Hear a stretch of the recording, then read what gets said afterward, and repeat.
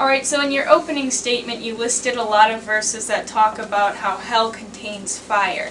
But you didn't list any verses that talk about hell being eternal or unbelievers being immortal when they're put into hell.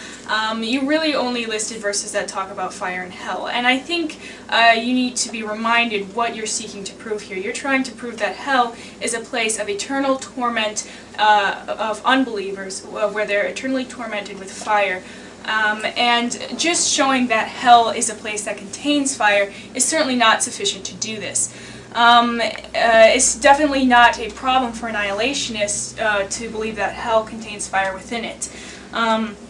Matthew 3:12 says that unbelievers will be burned up like chaff. I think most annihilationists hold to the idea that hell is going to be a place where unbelievers go and they are kept alive and burnt for a while to pay an adequate punishment for their sin, but eventually they do burn up. Revelation 20:13 says people will be judged out of the books according to what they have done. So after they've received a certain amount of punishment, they will be burned up like chaff, as demonstrated by Jesus, and eventually annihilationists believe that you will face destruction and be destroyed, as the Bible in many places clearly states.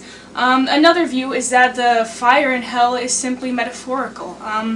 God is referred to as being light, metaphorically, in the Bible, so hell is described as being a place of darkness, which is another point. It seems in some places in the Bible it's described as a fiery place, in other places it's described as a dark place. Some people think that fire is metaphorical because if it's a dark place, obviously it shouldn't have literal fire in it.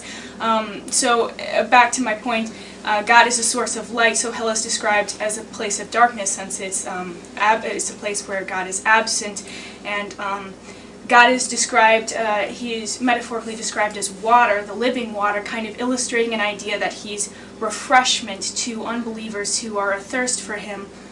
And so hell is described as a place of fire. So that's another outlook on that the fire is a metaphorical thing. But even if we do take it at a completely literal sense, which I think most annihilationists do, the fact that hell contains fire is not at all a problem for them.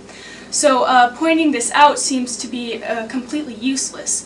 Now, you said that in your opening statement that the verses you listed demonstrate how hell is interminable or imperishable, and you didn't really explain or attempt to show how they demonstrate this, but even if this is the case, hell being eternal would not indicate that the people cast into hell would be eternal. If God doesn't bother to put out the fire in hell or destroy hell after unbelievers are burned up, that wouldn't indicate that because hell is imperishable, that the unbelievers are also imperishable. So pointing this out, even if you are able to show that hell lasts for an eternity, I think this is completely irrelevant to your case again.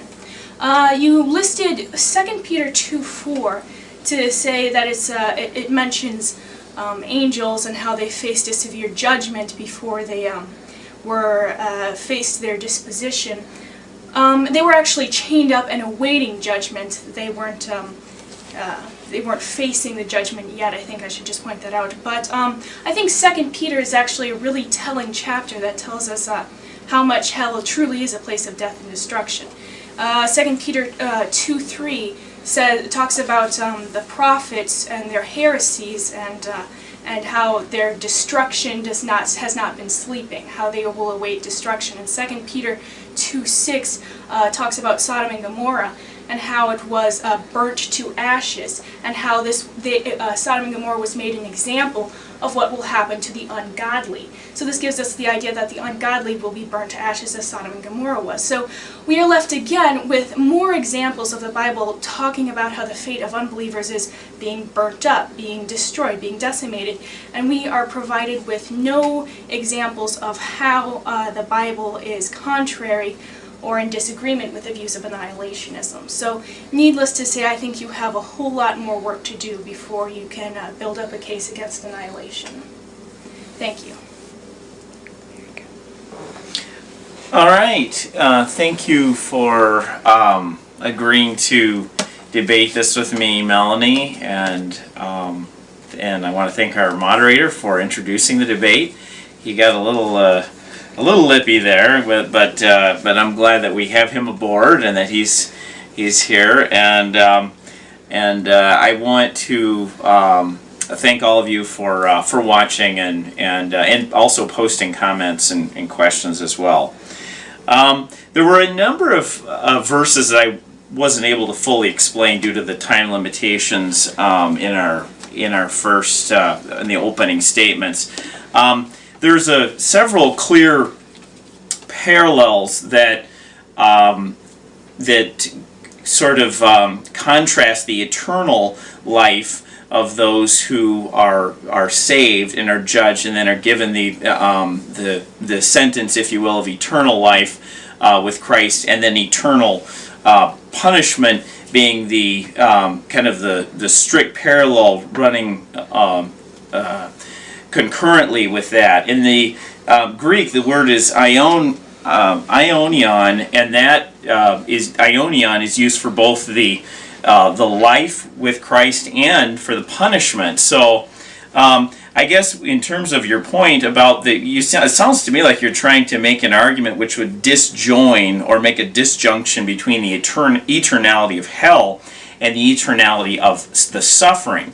Well, let's just call that semantics. The punishment is eternal. It's kolossus in the Greek, K-O-L-A-S-I-S. So that has aionion kolossus, just as you have the aionion zoe for life. So you've got that strict parallel. Actually, that's one, and let's go ahead and turn to that, because actually I wasn't able to cover that in the opening statement just due to the time restrictions. But we have Matthew 25:41. Then he will say to those at his left hand, "You that are accursed, depart from me into the eternal fire prepared for the devil and his angels." And then a little bit later on, to just reinforce this notion, we have, "And these will go away into eternal punishment, but the righteous into eternal life." So those that are judged receive their sentence, the negative judgment, they go to eternal punishment. Those that are given the positive judgment, they get the eternal life. It's the same Greek word. There'd be an argument if there were two different Greek words being used for eternal. Then you could say, well, maybe the eternal punishment might be something of shorter duration, where they experience some suffering for the wrongs, for the misdeeds that they've done in the flesh, for example, and then it would expire or be destroyed or annihilated. But that won't work from this text. By the way, this isn't the only parallel like that either, where there's a strict, I guess you'd call it like a contrastive parallelism. There's another one in Revelations chapters 20 and 22, and my father John Zenz actually, in his critique of Edward Fudge, who was an advocate of annihilationism, he actually points out how that same parallel goes on there. So you can't say, well, it's eternal life for those who are in heaven in the blessed bliss with Christ in heaven, but it's not that way for those who are being punished forever. Nope, it's the same Greek word. Also, I noticed in Melanie's opening statement, I did not. She tried to argue that Daniel 12:2 was, rather than actually examine the Greek word aionion, she went to the olam in the Hebrew. Now that could be a possible difference there between aionion and olam. She was silent on that, so I'm going to assume that she doesn't believe that's really an argument in favor of annihilationism then. But in Daniel 12:2, she didn't seem to offer a better alternative for this being the eternal judgment in hell versus an eternal state of bliss for those who are with Christ. So I guess absent an alternative, I would say the more of a straightforward reading would stand there.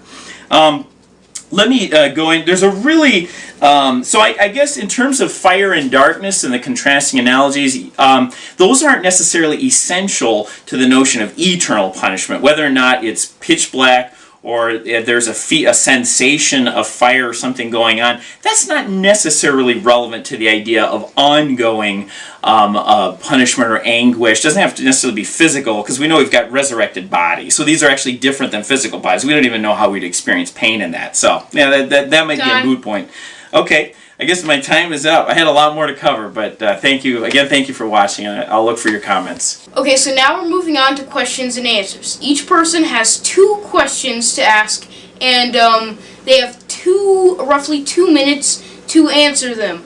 Also, next week, we will be taking questions, so go ahead and leave those in the comment section below. All right, I'll start with a question since Melanie opened with her rebuttal first. I would like to ask if the term, the Greek word, which is not always and invariably, but sometimes translated as destroy in our New Testament, apolumi, is that a term that you feel should be translated into English as destroy, or would ruin or lose or fall apart? Would that be perhaps better in the context? Well, I know in Matthew 10:28, Jesus talks about how we should fear the one who can destroy the body and the soul. And to my knowledge, every single case in Matthew when apolumi is used, it is used in a case such as Herod commanding the baby boys to be killed, or Jesus being killed on the cross, or it's always used in a place where, in a context where someone is actually losing their life or being destroyed in some way. I'm unsure as to how it is used in the other Gospels, if it's used in a type of parable when it's not used in that way. Certainly in Matthew, I think it should definitely be translated in that way. To the other Gospels, I'm not certain, but yes, I think that would be an accurate translation of the word in most cases, probably, perhaps all of them. Right, go ahead. You can ask me. Alright, John 3:16 says God gave his Son so that the world could receive eternal life. If people already have eternal life, whether their fate is heaven or hell, then what is it that God did send his Son for, if not for the reason stated within the text?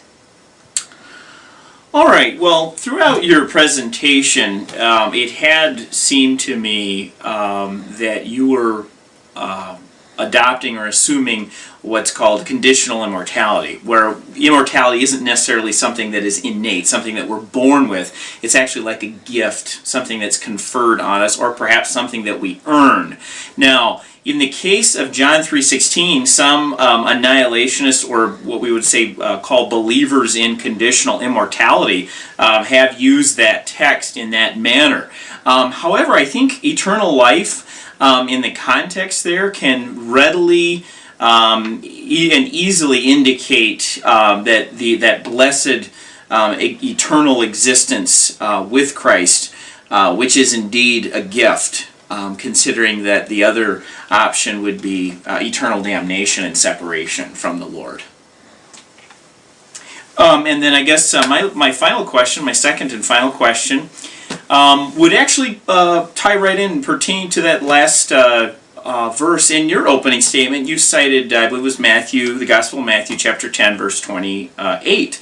And now in that, it talks about not fearing the man who can't destroy or kill both the body and soul, but fear him who actually can kill both the body and the soul. Well, if it takes a power, a special power, it's something beyond a person, right? It would be superhuman, right? That can kill a body and a soul. Sounds like maybe the text is drawing our attention to something there. Do you think it's a possibility that actually there is innate immortality of the soul, and the soul is something that's pretty tough to kill? It takes even God to kill it, perhaps, if we read Matthew 10:28 in that rather straightforward fashion. Would you agree with that? It might take a type of power to destroy it in a certain amount of time, but to assume it is immortal, I think is a different issue. If they hadn't experienced hellfire, would the soul live on forever and be immortal, or would it have to be granted eternal life? I don't think the fact that it takes a certain amount of power to kill it instantly would suggest that it could live on forever, and it's definitely immortal. Like you have to kill somebody in order for them to just drop dead, but this doesn't indicate that if you didn't stab them or something like that, that they would just live on forever and be immortal. Alright, my final question is, what do you think that death or destruction is referring to in the Bible? Okay, death and destruction would be a state where there could be a couple of levels to that, I guess is the short answer, a couple of levels of death and destruction. There's an immediate death when our bodies pass away, when our bodies die. That's one sense. There'd be another sense where a death would be something awful, where we would be separated from our Maker.